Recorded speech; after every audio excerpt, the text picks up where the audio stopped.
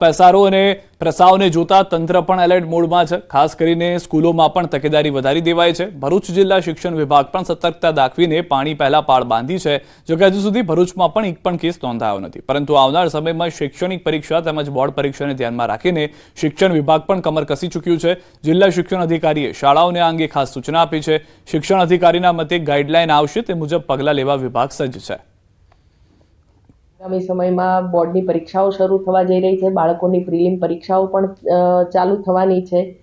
તે સમયમાં બાળકોને HMPV વાયરસ થી શક્ય એટલા વધારે પ્રમાણમાં બચાવી શકે એ માટેના સાવચેતીના પગલાં લેવા માટે અમે તૈયાર છીએ। અમારો એક્શન પ્લાન પણ રેડી છે।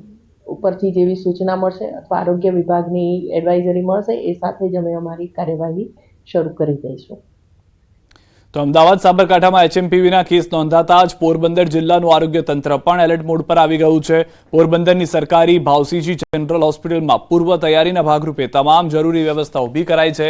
નબળી રોગ પ્રતિકારક શક્તિ ધરાવતા બાળકોમાં સંક્રમણનું જોખમ વધારે હોય છે, ત્યારે હોસ્પિટલમાં અલાયદો વોર્ડ ઊભો કરાયો છે। ઓક્સિજન વેન્ટિલેટરની સજ્જ બેડવાળો પીડિયાટ્રિક વોર્ડ તૈયાર કરાયો છે। હાલ પોરબંદરમાં HMPVનો એક પણ કેસ નથી, જો કે પરિસ્થિતિને પહોંચી વળવા જિલ્લાનું આરોગ્ય તંત્ર સજ્જ છે।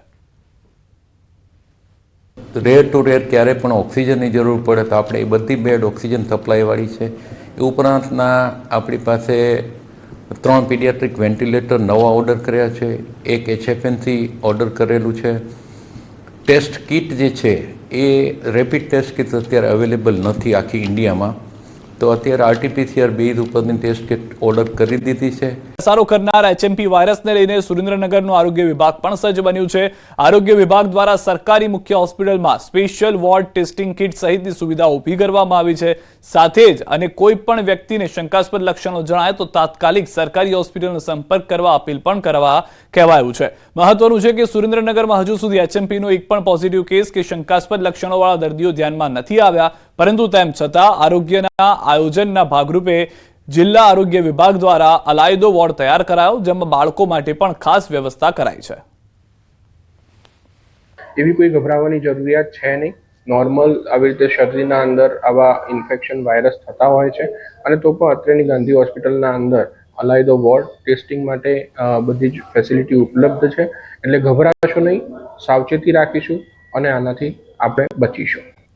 HMPVનો વધુ એક કેસ નોંધાયો છે। વસ્ત્રાપુરમાં રહેતા 80 વર્ષીય વૃદ્ધનો રિપોર્ટ પોઝિટિવ આવ્યો છે। દર્દી મેમનગરની સ્ટર્લિંગ હોસ્પિટલમાં દાખલ છે। દર્દીની તબિયત હાલમાં સ્વસ્થ હોવાની જાણકારી છે। દર્દીને અસ્થમાની પણ બીમારી હોવાનું જાણવા મળી રહ્યું છે। તો ચીનમાં હ્યુમન મેટાન્યુમો વાયરસ HMPVના કેસમાં વધારો થતા દુનિયાભરમાં ખળભળાટ મચ્યો છે। અમદાવાદના HMPV વાયરસનો વધુ એક કેસ નોંધાયો। વસ્ત્રાપુરમાં રહેતા 80 વર્ષીય વૃદ્ધનો રિપોર્ટ પોઝિટિવ આવતા હાલ હોસ્પિટલમાં દાખલ કરવામાં આવ્યા છે। બીજી તરફ સાબરકાંઠાના પ્રાંતિજ તાલુકાના એક ગામના 7 વર્ષ બાળકનો પણ શંકાસ્પદ રિપોર્ટ આવ્યો છે। HMPV વાયરસનો રિપોર્ટ શંકાસ્પદ હોવાનું આરોગ્ય વિભાગને કહેતા તંત્ર હરકતમાં આવ્યું છે। સેમ્પલ લઈને તપાસ માટે અમદાવાદ મોકલાયો છે, જેનો રિપોર્ટ આવતા હજી થોડો સમય લાગશે। જો કે હાલ બાળક વેન્ટિલેટર પર છે, પરંતુ પ્રથમ દિવસ કરતા સ્થિતિ સુધારા પર હોવાની ડોક્ટરોનું પણ કહેવું છે। તો દ્રશ્યો અમે આપને હોસ્પિટલના પણ બતાવી રહ્યા છીએ કે જ્યાં આગળ એક વૃદ્ધને સારવાર આપવામાં આવી રહી છે। બીજી તરફ એક લક્ષણો જે છે તે સમજવા તમારે જરૂરી છે। સામાન્ય રીતે શરદીમાં પણ એવા જ લક્ષણો હોય છે, જે લક્ષણો તમને જોવા મળતા હોય છે HMPV અંદર, તેવા જ લક્ષણો અહીંયા પણ છે। તેના જે લક્ષણો છે તેની અંદરથી આપને ખ્યાલ આવશે કે આપની સાથે રહેતું બાળક અને વૃદ્ધ, કારણ કે સામાન્ય રીતે તેઓની અંદર ઇમ્યુનિટી હાલમાં ઓછી હોવાનું માનવામાં આવે છે, જેના કારણે આ વાયરસ તેમના પર એટેક કરે છે। કોઈ પણ ઉંમરની વ્યક્તિ આનો ભોગ બની શકે છે, તેમાં કોઈ બેમત નથી, પરંતુ બાળકો અને વૃદ્ધો ઉપર તેની વધુ અસર થતી હોય છે। સાબરકાંઠામાં HMP વાયરસનો પોઝિટિવ કેસ નોંધાયો છે। 7 વર્ષના બાળકને HMP વાયરસનો પોઝિટિવ કેસ। આરોગ્ય વિભાગે લીધેલા સેમ્પલનો રિપોર્ટ ગત મોડી રાત્રે આવ્યો। જિલ્લા આરોગ્ય વિભાગે સેમ્પલ લઈને તપાસ માટે અમદાવાદ મોકલ્યા હતા। બેબી કેર હોસ્પિટલમાં બાળક સારવાર હેઠળ છે। 7 વર્ષનું બાળક હાલ હોસ્પિટલમાં વેન્ટિલેટર ઉપર હોવાની જાણકારી મળી રહી છે। HMPનો આ પહેલો કેસ બાળકની અંદર ગુજરાતનો હોવાની હાલમાં પ્રાથમિક જાણકારી છે। સત્તાવાર જાહેરાત ટૂંક સમયમાં થઈ શકે છે। અમદાવાદમાં પણ એક દિવસ અગાઉ એક વૃદ્ધ વ્યક્તિ પોઝિટિવ આવ્યા હતા HMP વાયરસને લઈને, જેઓની પણ સારવાર ચાલી રહી છે।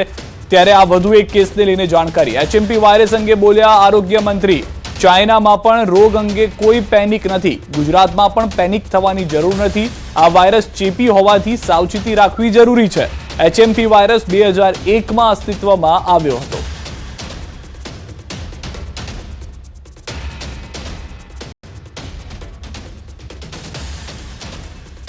આ તમામ વાયરસો ચેપી હોવાના કારણે આપણે એની સાવચેતી લેવી જોઈએ. કેટલીક બાબતો કોઈને શરદી, ફ્લૂ, ઉધરસ, ખાંસી આ પ્રકારનું હોય, ગળામાં દુખાવો, તો સ્વાભાવિક થોડું અંતર જાળવવું જોઈએ અને પોતાના પરિવાર સાથે પણ જ્યાં સુધી લક્ષણો પ્રમાણેની સારવાર ન પતે અને ગુડ ફીલ ના થાય ત્યાં સુધી એ થોડા સાવચેતી આપણે લઈએ તો મને લાગે છે કે નાના બાળકો કે જેનામાં ઇમ્યુનિટી નથી, મોટા વડીલો કે જેમનામાં પણ ઇમ્યુનિટીનો પ્રશ્ન છે, તો એને અસર ઓછી થાય અને કોઈ પણ આખી દુનિયામાં, અને ચાઇનાની જ્યારે વાત કરી છે ત્યારે ચાઇનામાં પણ એવો કોઈ પેનિક નથી.